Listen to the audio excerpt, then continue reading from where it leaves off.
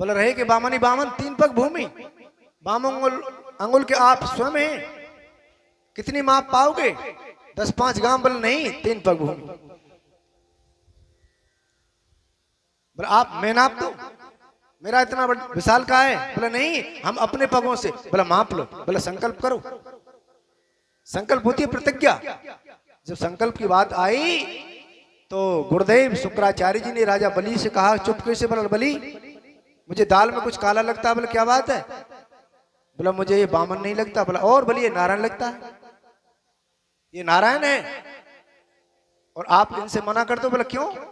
बोला 3 पग में तेरे पूरे राज को माप लेगा, तू पूरा भी नहीं कर पाएगा। बोला मैं प्रहलाद का पौत्र हूं गुरुदेव। बोला जब सर्वस्व जा रहा हो ना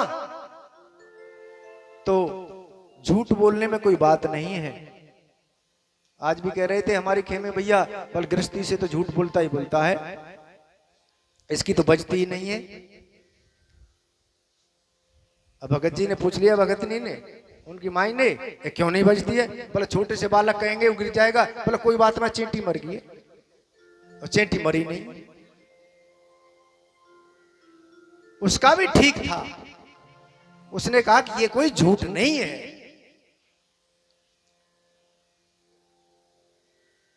तो विचार करके जिसको किसी से हानि ना हो, यद्यपि फिर भी जो मखौल में झूठ बोलते हैं आदत आगे बढ़ सकती है, इसलिए विचार करना। आदत बढ़े ना, ध्यान दें।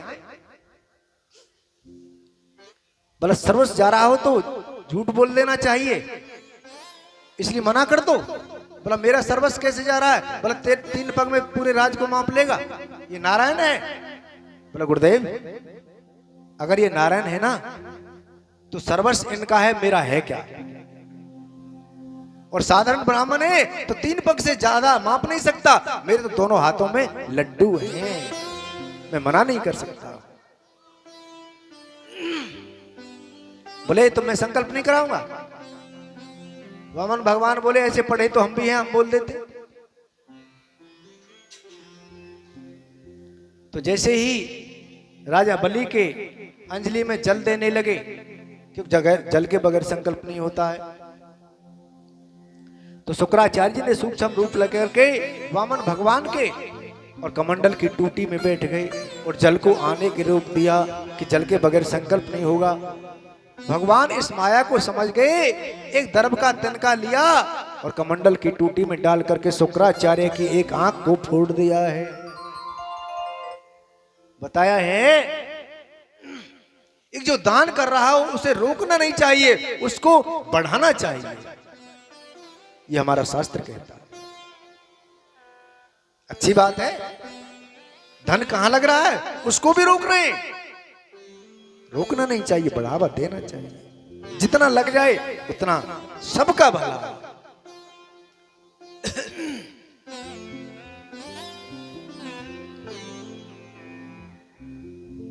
अब शुक्राचार्य जी ने कहा अगर दूसरी बार गड़बड़ी की तो पूरी गड़बड़ी हो जाएगी, और शुक्राचार्य जी अलग हो गए। तो वामन भगवान ने ब्रह्मन रूपाय वाम आए इमाम त्रीणी पादानी पृथ्वी अहम संप्रदे।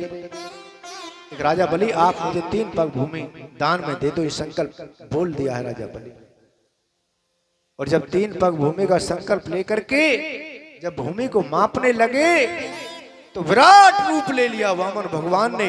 1 पग में पृथ्वी को माप लिया, 1 में आकाश में ब्रह्मांड को, और जब ब्रह्मलोक में पहुंचे तो ब्रह्मा उस पिंड को ब्रह्म पिंड को फाड़ दिया।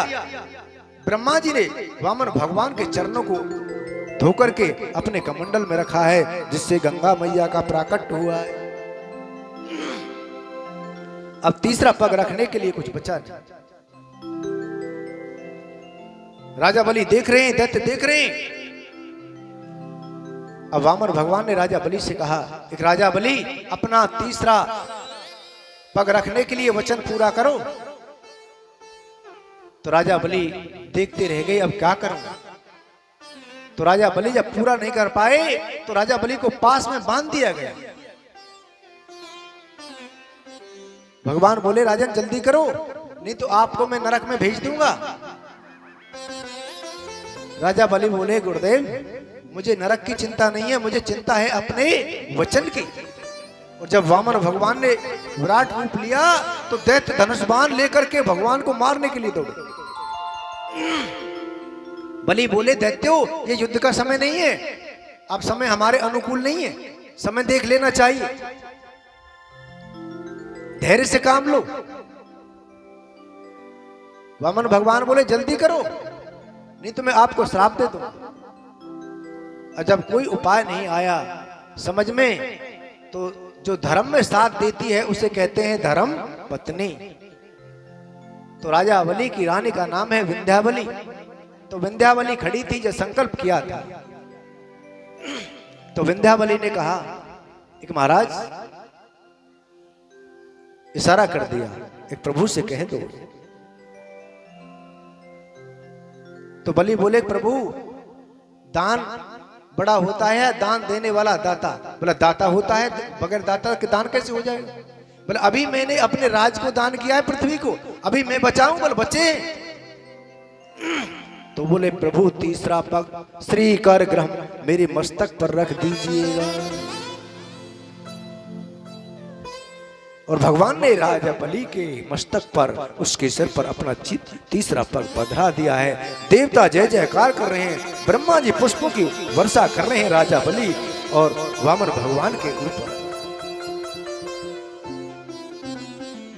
जय घोष हो रहा है, बोलिए वामन भगवान की जय जय श्री राधे।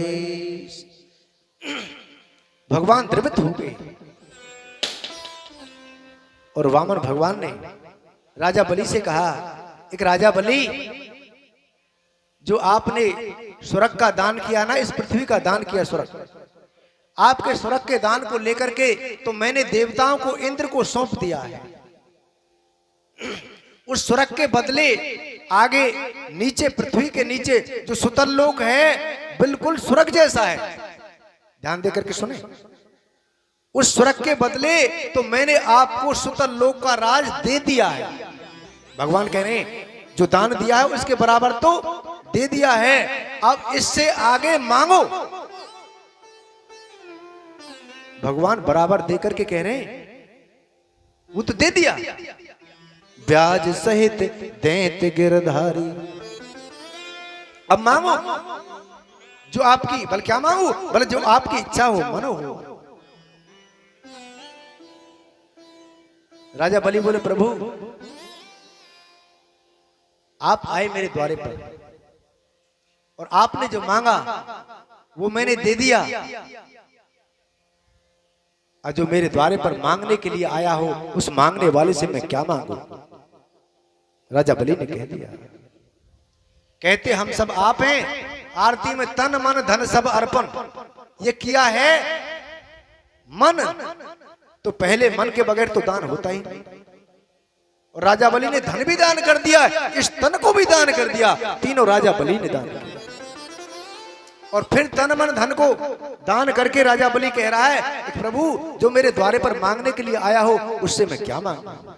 फिर क्या बचा है? जो राजा बलि कह रहा है अभी अहंकार बचा है, राजा बलि का अहंकार बचा है, जिसके कारण कह रहा है। हम करते हैं ना तो हमारा अहंकार कहवा देता है हमने ये किया है, ये किया है, ये किया। वो राजा बलि कह रहे हैं उस अहंकार के कारण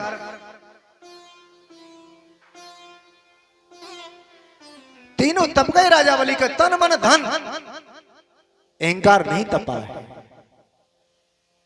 और जब अहंकार तप जाता है तो परिच्छिन्नता तप जाती है, कृत्य जीवन हो जाता है। विंध्यावली खड़ी है बराबर, बोला स्वामी क्या कह रहे हैं? बोले क्या बात हो गई? बोले हमने क्या दे दिया भगवान को? सर्वस्व तो भगवान का है, अभी तो आपने कहा। हम भूल जाते हैं, बार बार कहते हैं सब कुछ भगवान का है, फिर भी आए तो भूल जाते हैं। बोले सर्वस्व तो भगवान का है, हमने क्या दे दिया? मांग लो, अब बानक बन गया है, मांग लीजिएगा, मांग लो।